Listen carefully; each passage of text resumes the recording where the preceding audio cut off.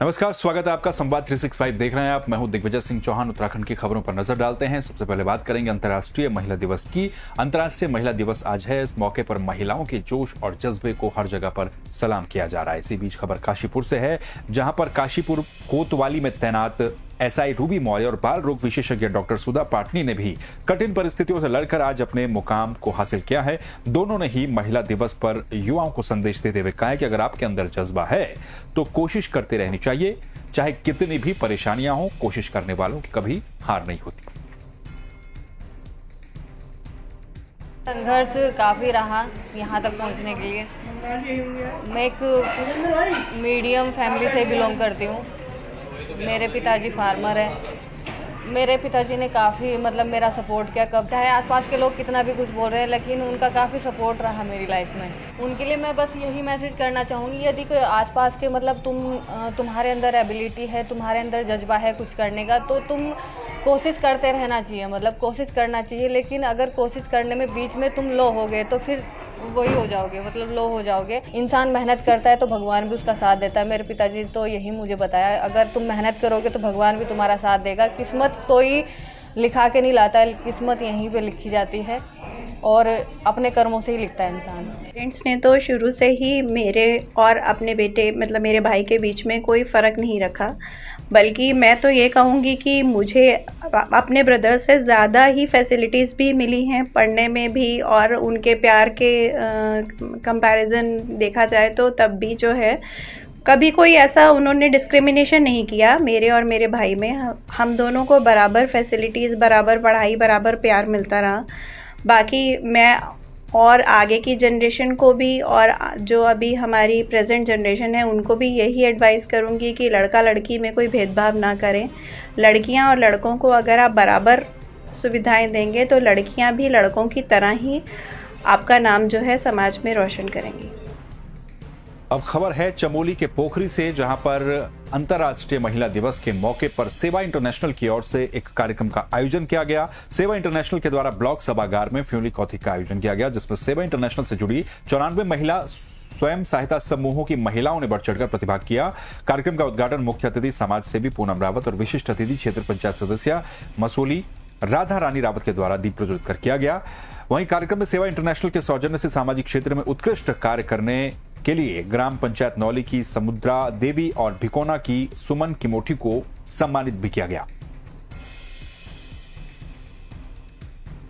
Sir, अंतर्राष्ट्रीय महिला दिवस के अवसर पर हमारे सेवा इंटरनेशनल द्वारा वर्ष 2016 से कई क्षेत्रों में, जैसे रुद्रप्रयाग और चमोली जिला विशेषकर 2016 से हम लोग फ्यूली कौथिक के रूप में मना रहे हैं, क्योंकि जो ये मौसम है जो आजकल का, एक जो फ्यूली हमारे फेमस फूल है पहाड़ों का, तो उसके नाम पे हम लोग जो इसी मौसम में वो फ्यूली खिलती है, तो उसी नाम पे हम ये फ्यूली कौथिक के रूप में मनाते हैं। फ्यूली कौथिक में अधिकतर महिलाओं को जो आगे बढ़ाने का, बोलने का जो अवसर दिया जाता है, या फिर कोई विशेष उत्कृष्ट कार्य अगर किसी क्षेत्र में महिला कर रही है तो उनको हम सम्मानित करते हैं।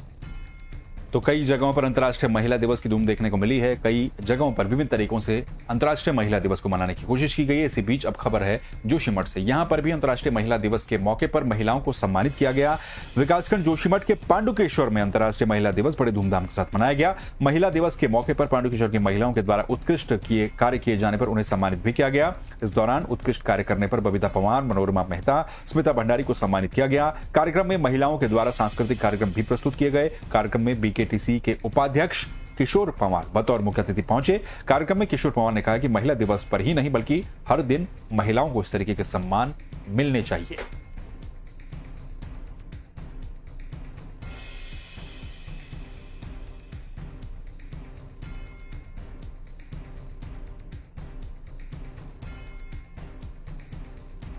चलिए अब खबर है बागेश्वर से। बागेश्वर में भी अंतर्राष्ट्रीय महिला दिवस के मौके पर कई तरह के कार्यक्रमों का आयोजन किया गया। वहीं अगर हम बात करें बागेश्वर के जिला अस्पताल की, तो जिला अस्पताल में खून की कमी की समस्या को दूर करने के लिए रक्तदान शिविर का आयोजन किया गया। National union of journalist, India पत्रकार यूनियन और श्री गंगा सेवा समिति के द्वारा रक्तदान शिविर का आयोजन किया गया, जिसमें 32 स्वयंसेवियों ने रक्तदान किया।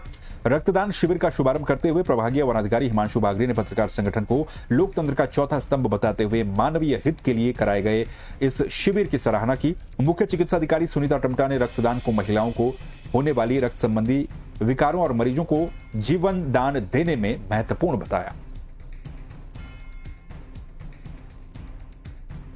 ये महिला दिवस पे नेशनल जर्नलिस्ट यूनियन और गंगा समिति द्वारा जो कार्यक्रम कराया गया ब्लड डोनेशन काफ़ी अच्छा कार्यक्रम है। ब्लड डोनेशन सभी को करना चाहिए, इससे कोई हानि नहीं होती है जैसा लोगों के मन में भ्रांतियाँ होती हैं। और अगर आप ब्लड डोनेट करेंगे तो उसी से स्टॉक बनेगा और भविष्य में कभी आपको या आपके प्रियजनों को कभी आवश्यकता पड़ती है ब्लड की तो आप सभी को प्राप्त हो सकता है। तो बढ़ चढ़ के इस कार्यक्रम में हिस्सा है। वहीं एग्जिट पोल को लेकर के अगर हम बात करें तो एग्जिट पोल को लेकर के तमाम तरह की प्रतिक्रियाएं सामने आ रही हैं। आपको बता दें कि चुनाव 7वें चरण के चुनाव खत्म होने के बाद तमाम संस्थाओं के द्वारा एग्जिट पोल जारी किए गए हैं, जिसमें उत्तराखंड में कुछ एग्जिट पोल में कांग्रेस को बढ़त दिखाई गई तो कुछ में बीजेपी की सरकार बनती हुई नजर आ रही है। वहीं हल्द्वानी बीजेपी के विस्तारक योजना के प्रांतीय संयोजक मनोज पाठक ने प्रेस वार्ता करते हुए कहा कि एग्जिट पोल में बीजेपी की सरकार बनने का दावा किया गया जो कि सत्य साबित होगा और बीजेपी को शानदार जीत मिल रही है।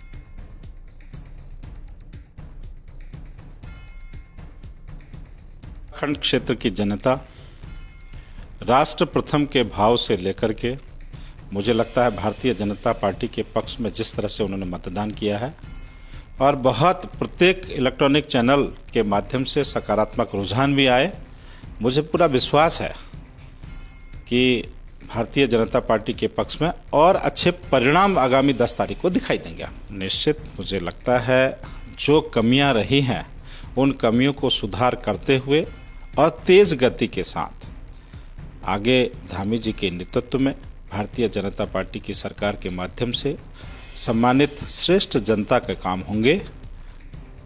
तो वहीं एग्जिट पोल के अलावा भी तरह तरह की भविष्यवाणियां आने वाली 10 मार्च के लिए की जा रही हैं कि उत्तराखंड समेत 5 राज्यों में किसकी सरकार बनने वाली है। इसी बीच एक खबर ये टिहरी से भी है जहां पर एक ज्योतिषाचार्य ने भी भविष्यवाणी की है। विधानसभा चुनाव को लेकर हर कोई अपने अपने दावे कर रहा है। टिहरी के सावली गांव के ऐसे ही एक ज्योतिषाचार्य हैं उमाधर बहुगुणा, ये भी समय समय पर कई तरह की भविष्यवाणी करते रहते हैं। इस बार के विधानसभा चुनाव को लेकर ज्योतिषाचार्य उमाधर बहुगुणा ने भविष्यवाणी करते हुए कहा कि उनकी ज्योतिष विद्या के आधार पर 5 राज्यों के विधानसभा चुनाव में 5 ही राज्यों में बीजेपी सरकार बना रही है। हालांकि दावे उनके अपनी जगह है, एग्जिट पोल अपनी जगह है, लेकिन असल जो परिणाम होंगे वो 10 मार्च को सामने आएंगे।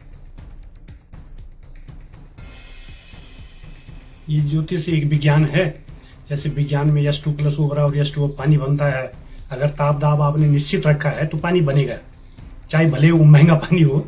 वैसे जो है ज्योतिष में भी जो है सिद्धांत हैं, ग्रहों के जो वो हैं कोण हैं या वो हैं, उसमें जो आप भविष्यवाणी करेंगे, अगर आपका नॉलेज ठीक है, आपको सभी उनकी जानकारी है, तो आपकी सभी भविष्यवाणियां सही होंगी। जो मैंने 20-30 कुंडलियों का अध्ययन किया है, उस कुंडली से जो निष्कर्ष निकला है उसमें यह है कि जो है बीजेपी सबसे बड़ी पार्टी होगी और बीजेपी को 300+ सीटें मिलेंगी। कांग्रेस जो है कुछ नया नहीं कर पाएगी, पिछले जैसा ही रहेगा। रूस यूक्रेन युद्ध के बीच अभी भी कई छात्र यूक्रेन में फंसे हुए हैं, तो कई छात्रों के वापस पहुंचने का सिलसिला जो है वो लगातार चल रहा है। ऐसे में काशीपुर की एक छात्रा भी यूक्रेन से वापस सकुशल लौटी है। यूक्रेन में फंसी काशीपुर की छात्रा उंजिला सैफी ने उत्तराखंड लौटने पर अपने अनुभवों को साझा किया और बताया कि बार बार बमों की आवाज वहां पर सुनाई देती थी, जिससे वो काफी दहशत में थे। साथ ही खाने की कमी के साथ साथ सबसे कठिन और चुनौती भरा काम था बॉर्डर पर अपने आप को सुरक्षित पहुंचाना। उंजिला सैफी की घर वापसी पर परिवार ने मिठाई बांट करके खुशी का इजहार किया। साथ ही उन्होंने जल्द से जल्द यूक्रेन में फंसे भारतीयों को वापस लाने की भी मांग की। बाद पूरे वापस आई हूँ और समस्याएं तो सारी बहुत ज़्यादा देखने को मिली, जैसे कि खाने की बहुत कमी थी वहाँ पर हमें, और रहते टाइम पे हमें बम की आवाज़ बार बार सुनाई देना, लाइक पूरा दिन आवाज़ें आती रहती थी। खाने की कमी, फिर वहाँ से पूरा सफ़र खुद से करके पोलैंड बॉर्डर तक पहुँचना, वो सबसे ज़्यादा मुश्किल रहा था हमारे लिए। जिस बंकर में मैं थी वहाँ पे हम 100 के लोग थे अंदर, और वहाँ की स्थिति तो दिन ब दिन ख़राब ही होती जा रही है और हर वक्त शेलिंग की आवाज़ें, बम की आवाज़ें कंटिन्यू आती हैं। और हम लोग भी जब लाइन में लगे हुए थे खाने की, तो हमें भी कंटिन्यू आ रही थी घबराहट। जैसे मेरी बिटिया आई है, जिस तरह से मैं परेशान था, ऐसी हो सकता जो बच्चे वहाँ फंसे उनके माँ बाप भी बहुत ज़्यादा परेशान होंगे। तो मैं तो यही चाहूँगा जितनी जल्दी हो सके सारे बच्चे अपने अपने माँ बापों के पास पहुंच जाएं और बेहतर तरीके से पहुंच जाएं। अब खबर है रुद्रप्रयाग से। रुद्रप्रयाग में संवाद 365 के संवाददाता कुलदीप राणा के खिलाफ सोशल मीडिया पर अभद्र टिप्पणी करने के मामले में अब तमाम जो पत्रकार संगठन हैं उन्होंने भी रोष जताया है। आपको बता दें कि सोशल मीडिया पर अभद्र टिप्पणी करने को लेकर पत्रकारों में भारी रोष वहां पर देखने को मिल रहा है। रुद्रप्रयाग में पत्रकारों के एक शिष्टमंडल ने पुलिस अधीक्षक आयुष अग्रवाल और जिलाधिकारी मनोज गोयल को ज्ञापन सौंपकर आरोपी के खिलाफ सख्त कार्रवाई करने की मांग की है। पत्रकार संगठन state union of working journalist के जिलाध्यक्ष हरीश गोसाई ने बताया कि पत्रकारों के खिलाफ सोशल मीडिया पर इस तरह की अभद्र भाषा का प्रयोग करना न केवल एक पत्रकार बल्कि संपूर्ण पत्रकारिता जगत की मान सम्मान को ठेस पहुंचाता है। उन्होंने कहा है कि पुलिस को इस मामले में एफआईआर दर्ज करके तुरंत संज्ञान लेना चाहिए और आरोपी के खिलाफ त्वरित कार्रवाई की जानी चाहिए। वहीं पुलिस अधीक्षक आयुष अग्रवाल और जिलाधिकारी मनोज गोयल ने मामले की गंभीरता को समझते हुए आश्वासन दिया है कि इस मामले में तुरंत कार्रवाई की जाएगी।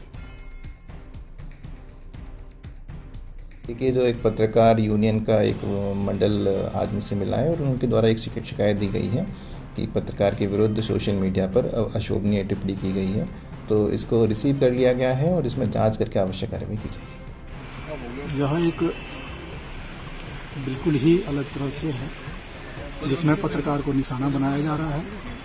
यह निश्चित तौर पर पत्रकार को अपनी जो अपना कर्म क्षेत्र है उससे हटाने का प्रयास है और निश्चित तौर पर अगर ऐसे जो असामाजिक तत्व हैं इन पर तत्काल कड़ी कार्रवाई नहीं की गई तो निश्चित तौर पर इनके जो है हौसले बुलंद होंगे और आगे ये जो है न केवल पत्रकार को बल्कि अन्य के खिलाफ भी जो है इसी तरह की अनर्गल अभद्र टिप्पणी करते रहेंगे। और हम चाहते हैं कि इसमें तत्काल जो है कार्रवाई हो और जो अशोभनीय टिप्पणी जो है फेसबुक में की है उन पर कार्रवाई हो और उनको जो है तत्काल गिरफ्तार किया जाए। देखिए, कहीं ना कहीं बहुत ही शर्मनाक घटना है, दुखद घटना है, दुर्भाग्यपूर्ण है कि जिस तरीके से एक पत्रकार पे जो कि समाज का आईना होता है और तमाम समाज के मुद्दों को उठाता है, सोशल मीडिया पे कुलदीप राणा जी जो कि केदारखंड के एक्सप्रेस न्यूज के संपादक हैं उनके खिलाफ अमर्यादित शब्द का प्रयोग एक व्यक्ति द्वारा किया गया है। कहीं ना कहीं उस पर कठोर से कठोर कार्रवाई इसके खिलाफ होनी चाहिए। वहीं 10 मार्च को होने वाली मतगणना को लेकर तैयारियां लगातार तेज की जा रही हैं। नैनीताल की अगर हम बात करें तो नैनीताल की सभी सीटों पर मतगणना के लिए तैयारियां युद्ध स्तर पर जारी हैं। नैनीताल जिले की 6 विधानसभा सीटों पर होने वाली मतगणना को लेकर निर्वाचन विभाग की तैयारियां युद्ध स्तर पर चल रही हैं। हल्द्वानी के MB PG कॉलेज में मतगणना स्थल पर कुमाऊं कमिश्नर दीपक रावत, DM नैनीताल धीरज घबरियाल, DIG कुमाऊं नीलेश आनंद भरणे और SSP पंकज भट्ट ने बारीकी से निरीक्षण किया। साथ ही उन्होंने DM से वहां की व्यवस्थाओं की जानकारी ली। इस दौरान कुमाऊं कमिश्नर दीपक रावत ने कहा कि 10 मार्च को सुबह 8 बजे से मतगणना का कार्य शुरू हो जाएगा। सबसे पहले पोस्टल बैलेट की गिनती होगी, जिसके बाद EVM की काउंटिंग शुरू हो जाएगी। उन्होंने कहा कि निर्वाचन विभाग के द्वारा हर विधानसभा में हर राउंड की मतगणना को बड़ी स्क्रीन के माध्यम से डिस्प्ले पर भी लगाया जाएगा ताकि सभी को आसानी हो सके। वोटिंग से जान वाली होती है, एक तो सहूलियत सबकी रहे, एजेंट्स की सहूलियत हो, मीडिया की भी सहूलियत हो और जो हमारे कर्मचारी गण हैं मतदान में उनके लिए भी सहूलियत हो और सब कुछ ट्रांसपेरेंट, ऐसा कुछ ना हो जो छुप रहा हो। तो उसको देखते हुए सभी तैयारियां यहाँ पे पूरी हैं। मीडिया के लिए जो व्यवस्था की जानी है वो भी एडिक्वेट है और उम्मीद करते हैं कि इसमें सब कुछ सकुशल हो।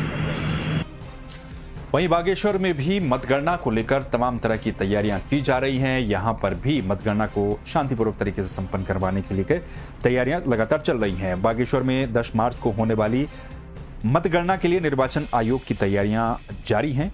विनीत कुमार जो कि जिला निर्वाचन अधिकारी हैं और पुलिस अधीक्षक अमित श्रीवास्तव ने स्थानीय डिग्री कॉलेज में बनाए गए मतगणना स्थल का निरीक्षण किया। इस दौरान उन्होंने संबंधित अधिकारियों और कर्मचारियों को आवश्यक दिशा निर्देश भी दिए। उन्होंने कहा कि दोनों विधानसभाओं के मतगणना कार्मिकों और प्रत्याशियों के एजेंट अलग अलग मार्गों से मतगणना कक्ष में प्रवेश करेंगे। साथ ही मतगणना कक्ष तक EVM मशीन लाने और ले जाने के लिए अलग से मार्ग बनाए जाएं ताकि संचरण में किसी प्रकार के व्यवधान न आ पाए। DM ने पुलिस अधीक्षक से कहा है कि सुरक्षा के पुख्ता इंतजाम रखे जाएं ताकि कोई भी डिग्री कॉलेज चौराहे के अंदर प्रवेश न कर पाए। आज हमने यहाँ पे इंस्पेक्शन किया है और दोनों विधानसभाओं में जो काउंटिंग की जो व्यवस्था होनी है, साथ साथ ही जो हमारा मीडिया सेंटर बनना है, पार्किंग के अरेंजमेंट्स होने हैं, ये जो हमारे पब्लिक कम्युनिकेशन रूम जो बनना है, ये सारी व्यवस्था का जो है जायजा हमने यहाँ पे आके लिया है। और लगभग हमारी जो है कंप्लीट तैयारियां ऑलमोस्ट हो चुकी है। एक सिर्फ जो फाइनल जो टच जिसे कहते हैं देना, वो अभी चल रहा है। और ऑलरेडी मैंने डायरेक्शंस इशू कर दिए कि जो छोटी छोटी जो कमियां यहाँ पे पाई गई है उसको दुरुस्त कर लिया जाए। वहीं रामनगर के एमपी हिंदू इंटर कॉलेज में फायरिंग का एक मामला सामने आया है। दरअसल 2 गुटों में झड़प के बाद ये पूरा मामला सामने आया है। एमपी हिंदू इंटर कॉलेज के मैदान में 2 पक्षों के बीच विवाद हो गया। विवाद इतना ज्यादा बढ़ गया कि कुछ लोगों ने सुरेश लाल नाम के व्यक्ति को गोली मार दी, जिसमें वो गंभीर रूप से घायल हो गया। इसकी सूचना आसपास के लोगों ने पुलिस को दी, जिसके बाद मौके पर पहुंची पुलिस और आसपास के लोगों की मदद से घायल को रामनगर के रामदत्त संयुक्त चिकित्सालय लाया गया, जहां पर उसकी हालत को गंभीर देखते हुए उसे हायर सेंटर रेफर कर दिया गया। 24 घंटे के अंदर मामले का खुलासा करते हुए एसपी सिटी जगदीश चंद्र ने बताया कि पुलिस टीम के द्वारा तत्काल कार्रवाई करते हुए घटना के मुख्य आरोपी चंदन उर्फ सागर को हाथीडगर नगर से बोड़ाझाल स्कूल के पास से गिरफ्तार कर लिया गया, जिसके पास से 12 बोर का एक तमंचा और 2 जिंदा कारतूस बरामद किए गए। एमपीआईसी इंटर कॉलेज के मैदान में आज सूचना मिली थी कि कुछ व्यक्तियों के बीच में झगड़ा हो रहा है और एक फायरिंग की बात सामने आई। एक फायरिंग की घटना में एक व्यक्ति को गोली लगी, उसको स्थानीय चिकित्सालय में भेजा गया।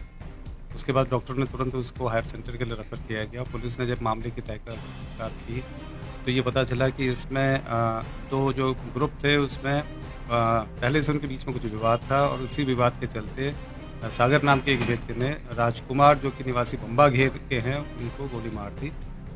ये व्यक्ति अभी कृष्णा हॉस्पिटल काशीपुर में उपचाराधीन है और आउट ऑफ डेंजर है। इनके घर वालों की ओर से तहरीर के आधार पर कोतवाली में 307, 120 भी IPC में अभियोग पंजीकृत कर लिया गया है। इसमें मुख्य आरोपी चंदन उर्फ सागर, उसको गिरफ्तार कर लिया गया है। पुलिस इसमें जो फायरिंग के साथ जो अन्य लड़के उनके साथ थे, जो अन्य व्यक्ति थे, उनकी भूमिका की जांच भी कर रही है और उनको भी चिन्हित कर रही है। पुलिस जल्दी इस मामले का खुलासा करने के बाद इसमें पूरा उस घटनाक्रम में क्या चीज़ हुई थी, क्या मोटिव था, उसका पता करेंगे। वहीं रामनगर पुलिस ने लोगों को वीजा दिलाने के नाम पर ठगी करने वाले एक ठग को गिरफ्तार कर लिया है। दरअसल इस ठग को दिल्ली से गिरफ्तार किया गया। वीजा दिलाने के नाम पर 53 लाख की ठगी का यह मामला है। 53 लाख की ठगी करने वाले एक आरोपी को दिल्ली से गिरफ्तार कर लिया गया। पुलिस ने बताया कि रमेश चंद्र कांबोज नाम के व्यक्ति के साथ कनाडा का वीजा दिलाने के नाम पर 53 लाख की ठगी की तहरीर थाने में दी गई थी। पीड़ित ने राजीव और दिनेश नाम के व्यक्तियों और उनके अन्य साथियों के खिलाफ मुकदमा दर्ज करवाया था, जिसके बाद पुलिस ने सावर सिंह नाम के एक आरोपी को गिरफ्तार कर लिया, जिसके पास से 5 पासपोर्ट, 7 अलग अलग व्यक्तियों के ATM कार्ड, 3 फर्जी आधार कार्ड समेत अन्य सामान भी बरामद हुआ है।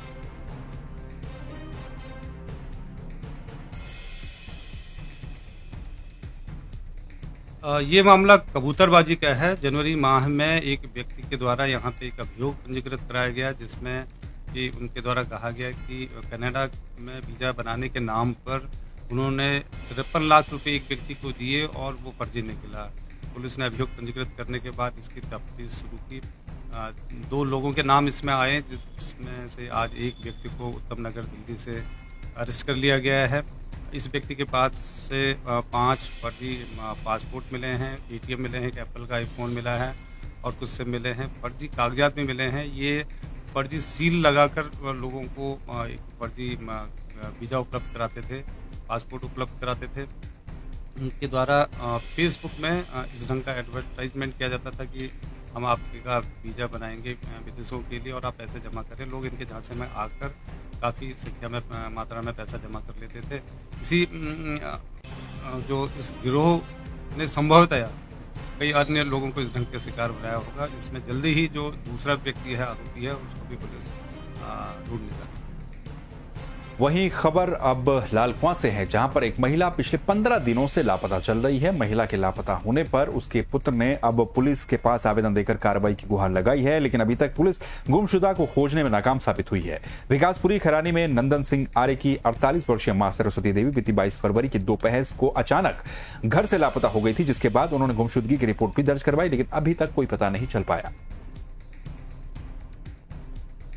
सरस्वती देवी नाम है और आज 15 दिन से गायब है। हमने अपने रिश्तेदारों में सब जगह ढूंढ दिया है, गौलपार, लालकुआं, किच्छा, रुद्रपुर, काठगोदाम, सब जगह ढूंढ खोज कर दिया है। अभी तक कोई पता नहीं चल पाया है। पुलिस प्रशासन को एप्लीकेशन भी दी है, वहाँ से भी कोई रिजल्ट नहीं आया है। हम प्रशासन से ये मांग करते हैं कि जल्द से जल्द हमारी सासू माँ को ढूंढने की कोशिश करी जाए। उनके ना होते हुए हमें बहुत परेशानी हो रही है। घर में एक लौते बुजुर्ग थे, ससुर जी हमारे एक्सपायर हो गए हैं, बच्चे बिना सास के अच्छा नहीं लग रहा उनको भी, बिल्कुल घर एकदम सुना सुना सा हो गया है। जल्द से जल्द हमारी सास को ढूंढने की कोशिश की जाए। सरस्वती देवी है जो निवासी विकासपुरी खैरानी बिंदुहत्ता की रहने वाली हैं, जिन्हें लगभग 15-16 दिन हो गए हैं मैं उन्हें यहाँ से गुमशुदा हुए और अभी तक इनकी कोई जानकारी मिल नहीं पाई है। तो पुलिस प्रशासन पर मैंने एप्लीकेशन भी दे रखी है, इसकी मैंने आगे हल्द्वानी भी सी ऑफिस तक मैं भी दे रखी है। तो इसके बारे में अभी तक कोई जानकारी मिल नहीं पाई है, ना ही पुलिस प्रशासन इस बारे में कोई संज्ञान ले रहा है। मैं पुलिस अधिकारियों से मांग करता हूं कि मेरी माताजी को जल्द से जल्द खोजने की कृपा करें, क्योंकि उनका जिंदा या मुर्दा का कोई पता नहीं चल पा रहा है, जिससे मेरे परिवार में काफ़ी परेशानी सी होने लगी है। बच्चे भी बड़ी दिक्कतों में चल रहे हैं। तो मैं प्रशासन की गुहार लगाऊंगा कि उनकी जल्द से जल्द खोजने की मांग। वहीं हल्द्वानी के मंडी क्षेत्र में हुई चोरी को लेकर के पुलिस ने खुलासा कर दिया है। खुलासा करने के बाद पुलिस ने कुछ जानकारियां दी हैं। दरअसल मंडी क्षेत्र में हुई चोरी को लेकर मंडी चौकी इंचार्ज के द्वारा आरोपी को चोरी के सामान के साथ गिरफ्तार कर लिया गया है। अभी कुछ दिन पहले एक व्यक्ति के द्वारा मंडी के अंदर खड़े ट्रक से चावल समेत अन्य सामान को चोरी कर लिया गया था, जिसके बाद अब पुलिस ने आरोपी की गिरफ्तारी कर ली है और उसे जेल भेज दिया गया है। जो वादी है उसने बताया था कि उसकी चोरी हुई थी, तो उसमें आज 6 तारीख को कल 6 तारीख को यहाँ अभियोग पंजीकृत किया गया है और अभियोग पंजीकृत करते ही कोतवाली प्रभारी निरीक्षक के नेतृत्व में टीमों का गठन किया गया, जिसमें चावल और तिल का तेल और इस टाइप का सामान चोरी हुआ था, जो बरामद कर लिया गया है। और जो इसमें जिसको अरेस्ट किया गया है उसको जेल में भेजा जाएगा। रात्रि चीता को यह निर्देशित किया गया है कि वो किसी भी सूचना पर तुरंत मौके पर पहुंचे और हैंडसेट के साथ रहे, और कोई भी सूचना उसको देनी हो या उससे द्वारा कोई भी सूचना ली जानी हो तो वो हैंडसेट के माध्यम से दे, ताकि जो हमारी पुलिस है वो लगातार एक्टिव रहे। और जो चोरियों को रोकने के लिए हमारे प्रयास हैं वो चीता पुलिस और जो हमारे गश्त हैं और पिकेट हैं उनके माध्यम से ही संभव है। तो सबको ब्रीफ किया गया कि सब लोग अपने अच्छे से ड्यूटी करें, पिकेट ड्यूटी, चीता ड्यूटी और गश्त ड्यूटी। और जो रात्रि अधिकारी थाने से जो रात्रि अधिकारी नियुक्त हैं वो अच्छे से ड्यूटियों को चेक कर लें, ताकि किसी प्रकार की कोई शहर के अंदर प्रिय घटना घटित ना हो। उत्तराखंड की खबरों में फिलहाल के लिए बस इतना ही। बाकी खबरों के लिए आप देखते रहिए संवाद 365, लेकिन 10 मार्च को चुनाव नतीजे देखना ना भूलिए। दिन भर की कवरेज संवाद 365 पर। फिलहाल के लिए नमस्कार।